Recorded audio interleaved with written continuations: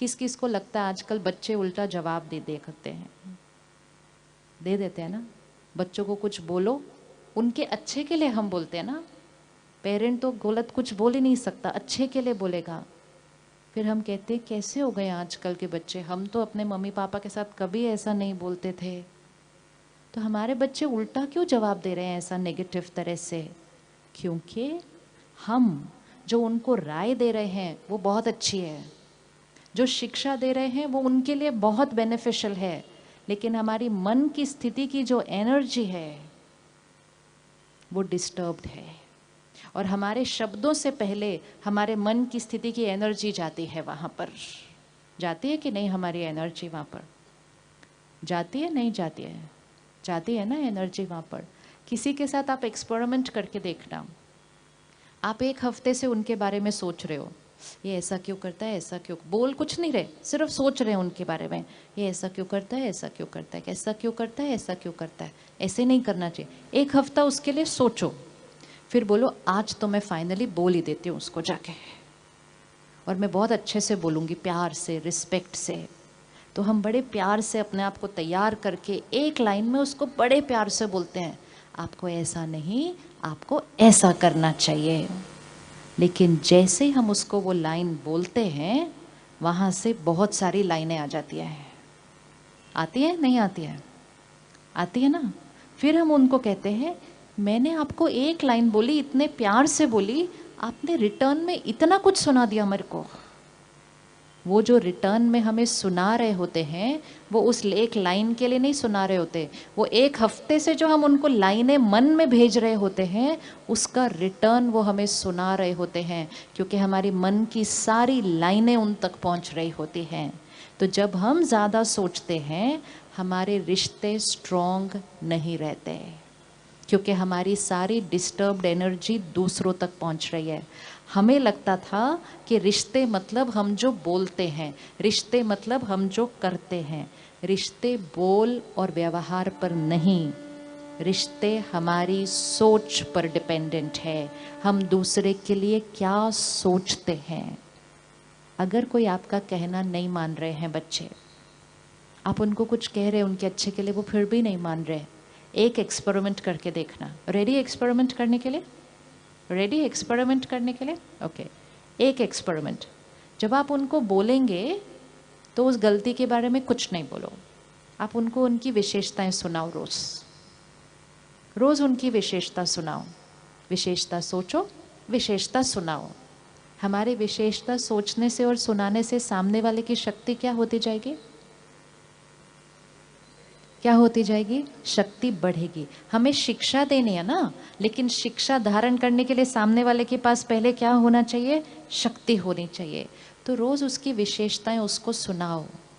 आप कितना अच्छा पूरे घर का ध्यान रखते हो, आप कितने अच्छे से अपनी चीज़ें जगह पर रखते हो, आप इतने सिंसियर हो। हर रोज़ एक बात तो उसको अच्छे से सुना दो। और जो शिक्षा देनी है वो आप थोड़े दिन के लिए बोलो नहीं, लेकिन रोज़ सुबह उठकर जब आप मेडिटेशन में बैठो या प्रेयर करने बैठो, आपको जो उसको शिक्षा देनी है वो आप मन से उस तक भेजो, मुख से नहीं बोलो। क्योंकि मुख से बोलने में वहाँ से उल्टा रिएक्शन आ रहा है, रिएक्शन आने से रिश्ते और बिगड़ते जा रहे हैं। सामने वाला सुनने के लिए अब रेडी नहीं है। सामने वाला कहता है बस रोज़ रोज़ मुझे ये टॉपिक सुनना नहीं। बोलते हैं कि नहीं बोलते? रोज़ रोज़ वही टॉपिक। उससे क्या होता है, वो रिश्ते हमसे दूर होने लगते हैं, क्योंकि हम वही टॉपिक रोज़ बोलते हैं उनको। पावर ऑफ द माइंड, परमात्मा इसको कहते हैं सकाश। यहाँ से बोलो, यहाँ से परमात्मा को कनेक्ट कर उनको एक अच्छी सी थॉट भेजो कि आप एक बहुत बहुत प्यारी आत्मा हो, आपके अंदर इतनी सारी विशेषताएं हैं। मुझे ऐसा लगता है आपके लिए ये वाली बात करना आपके लिए यूज़फुल है। ये यहाँ से भेजो, रोज़ भेजो और बोलो नहीं सारा दिन। रिश्ता स्ट्रॉन्ग होता जाएगा, सामने वाले की शक्ति क्या होती जाएगी? बढ़ती जाएगी। और जब सामने वाले की शक्ति बढ़ती जाएगी और आप रोज़ वो बीज डालते जाएंगे थॉट्स में, धीरे धीरे धीरे सामने वाले के अंदर वो बात को धारण करने की और फिर उस शिक्षा को अपने जीवन में इम्प्लीमेंट करने की ताकत आ जाएगी। और ये करते करते सबसे पहले किसका माइंड शांत हो जाएगा? किसका माइंड शांत होने लगेगा? कभी कभी कुछ बातें होती हैं जिस पे रोज हो रहा है, सिंपल बात, बच्चे पढ़ते नहीं। अब ये एक मंत्र जैसा बन जाता है घर के अंदर, रोज उच्चारण होता है, बच्चे पढ़ते नहीं, बच्चे पढ़ते नहीं, बच्चे पढ़ते नहीं। जो आता है उसको भी सुनाते, मेरे बच्चे पढ़ते नहीं, मेरे बच्चे पढ़ते नहीं। फिर वो भी बोलते हैं आपके बच्चे पढ़ते नहीं, आपके बच्चे पढ़ते नहीं। इतना ज़्यादा उच्चारण होती है वो लाइन, इतनी उच्चारण होती है, घर के अंदर एनर्जी क्रिएट हो जाती है बहुत हैवी। ये पढ़ते नहीं, ये पढ़ते नहीं, पढ़ते नहीं। अब ये ऐसा परफ्यूम क्रिएट करके उस बच्चे को बोलो अभी पढ़ो, जाओ अपने कमरे में और पढ़ो। और एयर फ्रेशनर उस कमरे में कौन सा डाला हुआ है? कौन सा डाला है? बच्चे पढ़ते नहीं। वो सारी वाइब्रेशन उनकी मन की स्थिति पर आती है, वो बैठते हैं पढ़ने के लिए, 5 मिनट कोशिश करते हैं, सारी एनर्जी उनको मिलती है, बच्चे पढ़ते नहीं, पढ़ते नहीं, पढ़ते नहीं। किताब बंद करते हैं, कहते हैं मेरा पढ़ने का मन नहीं, मैं जा रहा हूँ, फिनिश्ड। अब इसका ऑपोजिट एयर फ्रेशनर डालो कमरे के अंदर। जाते हैं ना इसे डालने के लिए, क्या डालेंगे कमरे में उनके? बताइए क्या डालेंगे उनके कमरे में? एयर फ्रेशनर कौन सा डालेंगे? साफ करो, शुद्ध करो उस हवा को। उन्होंने बैठ के पढ़ना है वहाँ पर। आप चाहते हैं कि वो एकाग्र होकर, एक रस होकर प्यार से पढ़ें। कौन सी सोच डालेंगे उस कमरे के अंदर? अब आपने बताना है कौन सी डालेंगे उस कमरे में, ताकि वो वाइब्रेशन उनके मन की स्थिति पर असर करे और वो करना शुरू कर दे। क्या डालेंगे उस कमरे के अंदर? बताइए क्या डालेंगे उस कमरे के अंदर? ये याद रखना है, ये सिंपल साइंस है। जो हम सोचते हैं, हम सब ने ये अनुभव किया है, जब हम मंदिर, मस्जिद, गुरुद्वारे, चर्च जाते हैं तो वहाँ जाकर भगवान को याद करना ज़्यादा इजी लगता है। घर में कोशिश करते हैं तो मन इधर उधर भटकता है, तो हम कहते हैं नहीं मैं मंदिर जाता हूँ, मंदिर जाकर मेरा मन बुद्धि एकाग्र हो जाती है, घर में इधर उधर भटकती है। क्यों ऐसा? भगवान जी क्या सिर्फ मंदिर में होते हैं? नहीं, भगवान जी को तो कहीं भी याद कर सकते हैं। फिर मंदिर जाके ज़्यादा अच्छा क्यों कॉन्सेंट्रेट होता है, घर में क्यों नहीं होता है? क्यों नहीं होता? क्योंकि मंदिर में, मस्जिद, गुरुद्वारे, आश्रम में सभी जो आकर बैठते हैं वो वही थॉट क्रिएट करते हैं। जो सभी आते हैं वही थॉट क्रिएट करते हैं। हर एक परमात्मा को याद करता है, उसकी एनर्जी अपने अंदर भरता है, वो ही वाइब्रेशन उस जगह में होती है। जो नया जाएगा उसकी भी वही थॉट चलेगी। अब आप चाहते हैं उस कमरे में, उस घर में बच्चे एकाग्र होकर पढ़ें, तो कौन सी वाइब्रेशन क्रिएट करनी चाहिए उस घर की? कौन सी वाइब्रेशन क्रिएट करनी चाहिए? जिससे जिसका न पढ़ने का मन भी हो ना, उसका भी पढ़ने का मन हो जाए। पावर है हमारे पास। हमारे पास इतनी पावर है कि जिसका पढ़ने का मन हो उसको भी डिस्टर्ब कर सकते हैं हम। और हमारे पास इतनी पावर है, जिसका न पढ़ने का मन हो उसका भी पढ़ने का मन कर जाए, अगर हम वो वाइब्रेशन उस घर में, उस कमरे में क्रिएट कर देते हैं। तो कौन सी एनर्जी डालेंगे उस घर के अंदर? अभी वैसे भी फरवरी मार्च आने वाला है, पता ही नहीं चलेगा, 2 महीने में आ जाएगा घर में माहौल। अभी से साफ करनी पड़ेगी हवा, उस दिन पे थोड़ी कर सकेंगे। क्या वाइब्रेशन डालेंगे? रोज डालनी है अपने घर के अंदर। कौन सी एनर्जी डालेंगे? क्या बोलेंगे? एक थॉट बताइए जो घर में डालनी है। हाँ, तो वो पॉजिटिव थॉट, हमें अपनी सोच क्लियर होनी चाहिए कि इस परिस्थिति में इस व्यक्ति के लिए मुझे कौन सी सोच क्रिएट करनी है। क्या बोलेंगे? बताइए ना, कितना इजी है। क्या बोलेंगे? पढ़ाई करें भी नहीं, क्योंकि करें मतलब नहीं कर रहे। इक्वेशन ध्यान से डालनी है। इनकी एकाग्रता शक्ति हाईएस्ट है, शक्तिशाली आत्मा है ये, पावरफुल सोल।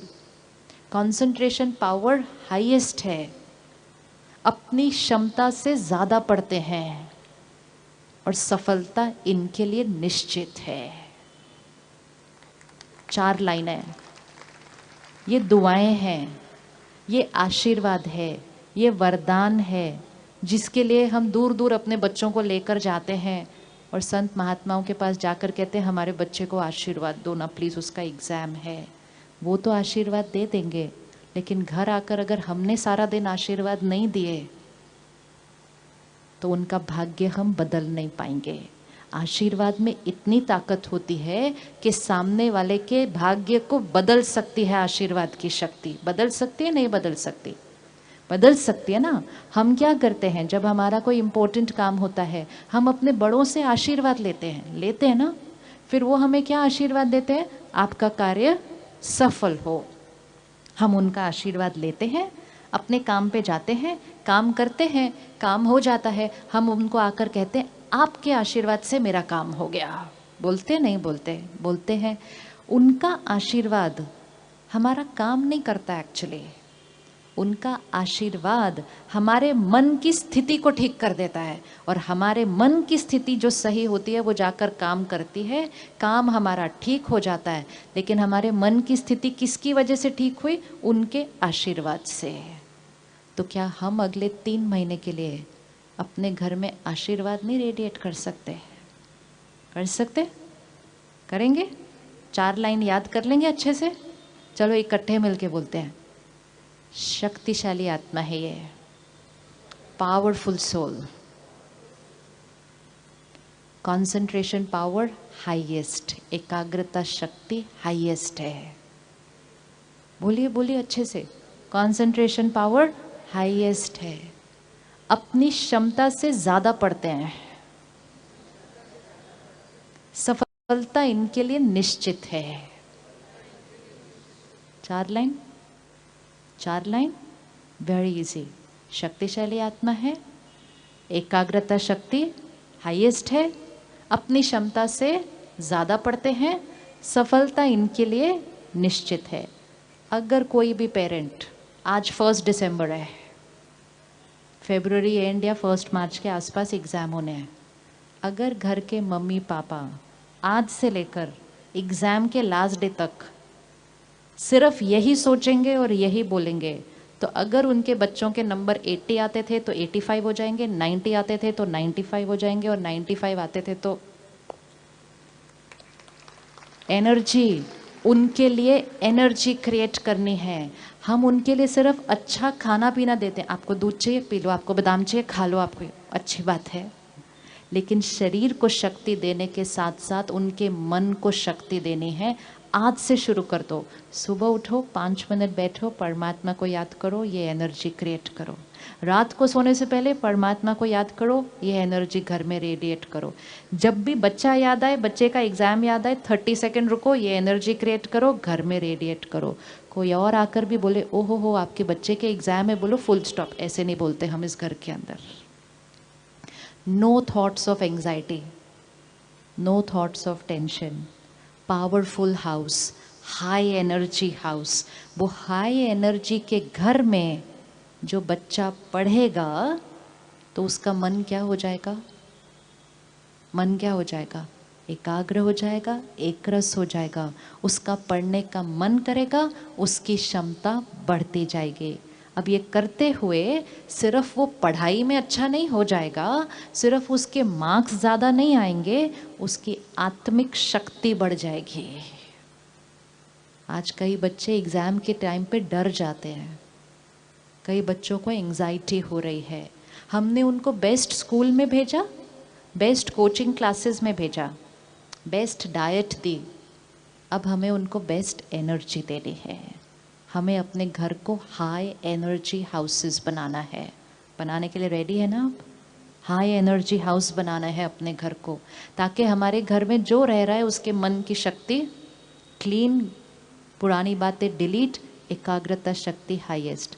1 दिसंबर से लेकर एग्ज़ाम के एंड तक हमारे घर में कोई आर्ग्यूमेंट नहीं होगी। रेडी? रेडी? कर सकते हैं हम? 2.5 महीने हमारे घर में कोई आर्ग्यूमेंट नहीं होगी। कौन कौन कर सकता है अपने बच्चों के एग्ज़ाम के लिए ये चीज़? वो पढ़ रहे हैं, हम दूसरा काम कर लेंगे उनके लिए। हो सकता है 2.5 महीने कोई आर्ग्यूमेंट नहीं होगी? यस। तो अगर कोई बात आए और करने का मन करे तो बोलेंगे मार्च में बात करते हैं, अभी नहीं। अपने जीवन में नियम रखने पड़ते हैं, मर्यादाएं रखनी पड़ती हैं, एक लक्ष्य देना है, इसके लिए हम करेंगे और ये करते करते हमारे संस्कार बदल जाएंगे। और नहीं ध्यान रखो तो बच्चे को बोल देते हैं जाके पढ़ो और खुद दूसरे कमरे में लड़ो, तो घर दूषित हो रहा है। दूषित घर में किसी की पढ़ाई नहीं हो सकती। उनको कहते हैं पढ़ो, खुद अंदर हिल रहे हैं, टेंशन में, एंजाइटी में अपने काम कारोबार के लिए, घर दूषित हो रहा है। दूषित घर में पढ़ाई नहीं हो पाती है। आजकल के बच्चे कहते हैं कॉन्सेंट्रेट नहीं हो रहा। कॉन्सेंट्रेट क्यों नहीं हो रहा? क्योंकि घर की एनर्जी डिस्टर्ब्ड है। हम उनको कहते हैं कॉन्सेंट्रेट करो, वो कहते कॉन्सेंट्रेट नहीं होता। हम कहते कॉन्सेंट्रेट करो, कहते होता नहीं। कॉन्सेंट्रेट बोलकर नहीं होता, कॉन्सेंट्रेट वाला एनवायरनमेंट क्रिएट करना पड़ता है। और जब हम करेंगे तो सबसे पहले हमें ये पता चलेगा कि हमारे पास कितनी क्षमता थी जो हम सारा दिन बिना बात के वेस्ट करते जा रहे थे। Tip tip tip, energy has to be saved. अब जब हम ये 4 थॉट्स क्रिएट कर रहे हैं, हम क्या कर रहे हैं? वो ही परिस्थिति के लिए हम अपनी सोच को बदल रहे हैं। वो परिस्थिति जिसके लिए हर पेरेंट कहता है कि एग्ज़ाम होगा तो टेंशन तो, हम क्या कहते हैं नॉर्मली, एग्ज़ाम होगा तो टेंशन तो, क्या लाइन है, टेंशन तो होनी है। इनफैक्ट बच्चे को नहीं होती, बच्चे को अगर टेंशन नहीं होती तो उसको हम बोलते हैं ऐसे कैसे टेंशन नहीं है, तुमको टेंशन नहीं है, कल तुम्हारा एग्जाम है। मतलब टेंशन होनी चाहिए। We teach them how to get stressed, we teach them how to get scared. उसको आता नहीं है डरना, उसको आता नहीं है एंग्जाइटी, हम सिखाते हैं। अब इसी तरह हम उसको सिखाएंगे स्टेबल रहना, हम उसको सिखाएंगे पावरफुल रहना। वो ही परिस्थिति जिसमें हम पहले नेगेटिव सोच रहे थे, अब वो ही परिस्थिति में हमने कैसा सोचना शुरू कर दिया? 4 थॉट्स। 4 थॉट्स है जो उसी परिस्थिति में हमारी सोच क्या हो गई? चेंज हो गई। हमारी सोच का उस परिस्थिति पर असर पड़ने लगेगा। सोच बदलेगी, सेहत बदलेगी, घर की एनर्जी बदलेगी, परिस्थिति चेंज हो जाएगी। एग्ज़ाम आएंगे, एग्ज़ाम चले जाएंगे, घर की शक्ति बढ़ी रहेगी, बच्चे की क्षमता बढ़ जाएगी, सफलता निश्चित हो जाएगी।